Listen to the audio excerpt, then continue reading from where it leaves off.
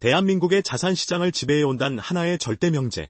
그것은 바로 부동산 불패, 부패였습니다. 지난 반세기 동안 서울의 아파트는 단순한 주거 공간이 아니었습니다.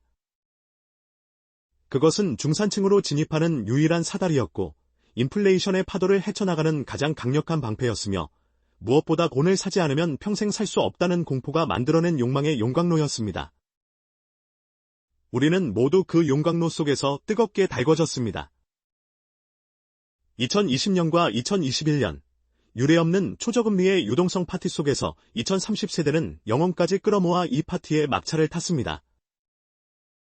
벼락거지가 되지 않기 위한 그들의 절박한 몸부림을 비이성적 투기라고 비난할 수 있는 사람은 아무도 없었습니다. 모든 데이터가 우상향을 가리켰고, 빚은 능력이자 곧 자산이라고 믿었기 때문입니다. 그러나 영원할 것 같았던 상승의 음악이 멈추고, 파티의 조명이 꺼진 2024년의 풍경은 너무나도 황량합니다. 거래는 끊겼고, 호가는 허공에 떠 있으며, 법원 경매장에는 주인을 잃은 아파트들이 헐갑에 쏟아져 나오고 있습니다. 사람들은 불안한 눈빛으로 묻습니다. 잠시 쉬어가는 조정기인가, 아니면 대폭하게 서막인가.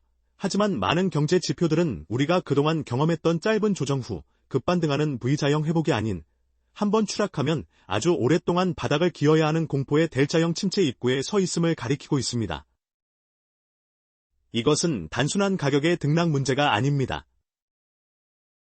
자산의 70% 이상이 부동산에 묶여있는 대한민국 가계 경제의 구조적 모순이 금리 인상이라는 거대한 암초를 만나 좌초 위기에 처했다는 강력한 경고음입니다. 미국 연준, 패드, 이 쏘아 올린 고금리의 화살은 시차를 두고 우리 안방 깊숙이 날아와 꽂혔습니다. 주택담보대출 이자는 월급 통장을 통장으로 만들고 전세가율의 하락은 갭투자의 근간을 흔들고 있습니다. 역전세난, 깡통전세, 그리고 건설사의 PF, 프로젝트 파이낸싱, 부실이라는 단어들이 뉴스의 헤드라인을 장식하는 지금, 우리는 인정해야 합니다. 빚으로 쌓아 올린 모래성이 파도 앞에 위태롭게 서 있다는 사실을 말입니다. 오늘 이 다큐멘터리는 막연한 공포를 조장하거나 섣부른 희망을 노래하지 않을 것입니다. 대신 차가운 데이터와 냉철한 분석을 통해 부동산 불패 신화가 끝난 이후의 세상, 그 낯설고 고통스러운 젤자형 침체의 경로를 정밀하게 추적하려 합니다. 영끌족이 마주할 잔혹한 현실, 그리고 이 거대한 부채에 덫에서 살아남기 위해 우리가 무엇을 준비해야 하는지, 그 생존의 해법을 찾아 떠나는 여정을 지금 시작합니다. 부동산 시장의 붕괴는 굉음과 함께 오지 않습니다. 오히려 질식할 듯한 침묵 속에서 시작됩니다. 서울 아파트 거래량이 역대 최저치를 갱신하고 있는 지금의 상황, 전문가들은 이를 단순한 거래 절벽을 넘어선 거래 멸종 단계라고 진단합니다. 부동산 중개업소의 셔터는 내려갔고 수개월째 실거래가 한 건도 없는 단지가 속출합니다. 매수자와 매도자 사이의 호가 격차는 좁혀지지 않고 시장에는 오직 급매물만이 간헐적으로 소화되며 가격의 하락폭을 키우고 있습니다. 이것은 시장 참여자들의 심리가 지금 사지 않으면 안 된다는 조바심, FOMO에서 지금 사면 망한다는 공포로 급격히 선회했음을 보여주는 가장 확실한 징후입니다. 우리가 주목해야 할 가장 치명적인 데이터는 바로 PIR, 가구소득 대비 주택가격 비율입니다. 서울의 중위 소득 가구가 월급을 한 푼도 쓰지 않고 모아서 중위 가격의 아파트를 사는데 걸리는 시간이 불과 몇 년 전 10년 수준에서 최근 18년 이상으로 치솟았습니다. 이는 역사적으로도 유례가 없는 수치이며 런던, 뉴욕, 도쿄 등 세계적인 주요 도시들과 비교해도 압도적으로 높은 수준입니다. 소득이 뒷받침되지 않는 자산 가격의 상승, 그것을 우리는 경제학적 용어로 버벨이라고 부릅니다. 펀더멘털과 괴리된 가격은 중력의 법칙처럼 언젠가는 본질 가치로 회귀할 수밖에 없습니다. 지금의 침묵은 그 추락을 앞둔 폭풍 전야의 고요함입니다. 더욱 심각한 균열은 매매 시장이 아닌 전세 시장에서 감지되고 있습니다. 한국 부동산 시장을 지탱해온 독특한 기둥인 전세 제도가 흔들리고 있습니다. 금리가 급등하자 세입자들은 비싼 전세 대출 이자를 내느니 월세를 택하고 있습니다. 전세 수요가 실종되자 전세 가격은 급락하고 이는 갭 투자자들의 자금줄을 끊어놓는 트리거가 됩니다. 집주인이 세입자에게 보증금을 돌려주지 못하는 역전세난이 확산되면서 급하게 집을 팔아 보증금을 마련해야 하는 매물이 쏟아지기 시작했습니다. 이것은 매매가 하락이 전세가를 끌어내리고 다시 전세가 하락이 매매가 투매를 부르는 공포의 악순환, 즉 데스스파이럴의 시작을 알리는 신호탄입니다. 부동산 시장을 붕괴시키는 충격의 메커니즘은 매우 정교하고 잔인하게 작동합니다. 그 핵심 동력은 바로 레버리지의 배신입니다. 상승장에서 레버리지는 내 자산을 기하급수적으로 불려주는 마법의 지팡이였지만 하락장에서는 내 숨통을 조이는 흉기로 돌변합니다. 과거 이 3%대의 금리에서 5억 원을 빌려 10억 원짜리 아파트를 샀을 때 연간 이자는 1,000만 원 남짓이었습니다. 집값이 1억 원만 올라도 이 비용은 가볍게 상쇄되었습니다. 하지만 금리가 6, 7%로 치솟은 지금 이자는 연 3,500만 원으로 3배 이상 폭증했습니다. 매달 300만 원을 은행에 바쳐야 하는데 집값은 오히려 2억 원이 떨어졌습니다. 자산 가치는 줄어드는데 갚아야 할 원금은 그대로인 상황. 이것이 바로 부채가 가진 비대칭적 공포입니다. 이 과정에서 경제학자 어빙 피셔가 경고한 무채 디플레이션, 데트 디플레이션의 악순환이 시작됩니다. 이자 부담을 견디지 못한 집주인들은 울며 겨자 먹기로 자산을 헐값에 매각하려 합니다. 이렇게 나온 급매물은 시장 가격을 더 끌어내리고 떨어진 가격은 담보가치 하락으로 이어져 은행의 대출 회수 압박을 부릅니다. 더 많은 사람이 빚을 갚기 위해 더 많은 자산을 팔아야 하는 상황, 즉 투매가 투매를 부르는 공황 상태가 연출되는 것입니다. 특히 한국은 DSR, 총부채 원리금 상환 비율, 규제가 적용되고 있어 금리가 오르면 대출 한도가 자동으로 줄어듭니다. 사고 싶어도 돈을 빌릴 수 없는 신용수축이 발생하여 매수세가 완전히 실종되는 구조적 원인이 여기에 있습니다. 더욱 무서운 것은 자산 효과, 네거티브 웰스 이펙트입니다. 집값이 오를 때는 내가 부자가 된 것 같은 기분에 지갑을 열고 소비를 늘렸습니다. 하지만 집값이 폭락하면 사람들은 심리적으로 가난해졌다고 느끼고 가장 먼저 소비를 줄입니다. 내수가 침체되면 자영업자가 무너지고 기업의 실적이 악화되어 고용이 불안해집니다.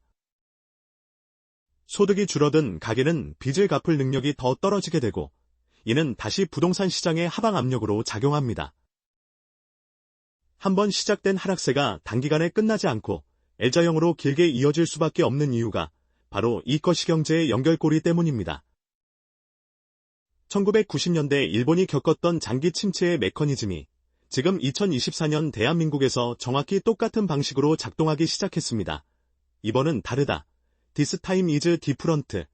투자 전문가 존 템플턴 경이 꼽은 세상에서 가장 위험한 4마디입니다. 하지만 불행하게도 자산시장의 역사는 국경과 시대를 초월해 섬뜩할 정도로 유사한 패턴을 그리며 반복됩니다.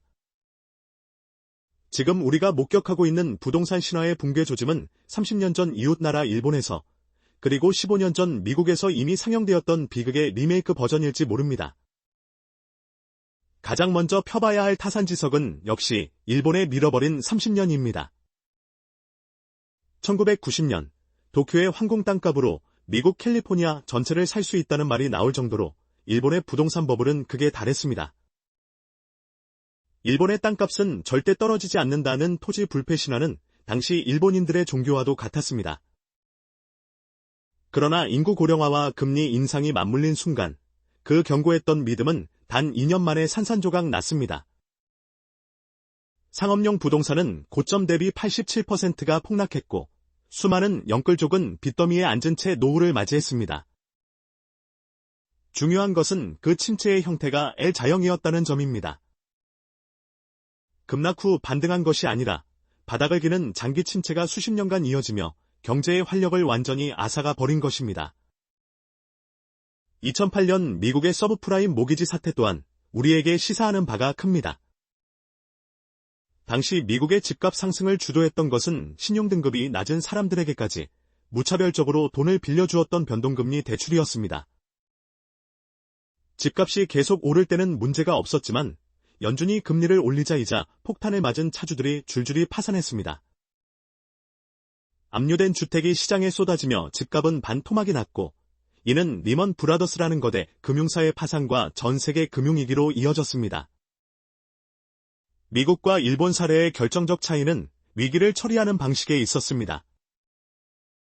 미국은 가계의 파산과 금융사의 정리를 통해 부채를 일시에 털어내는 고통스러운 딜러베리징을 단행했고 덕분에 비교적 빠르게 부이자 반등에 성공했습니다.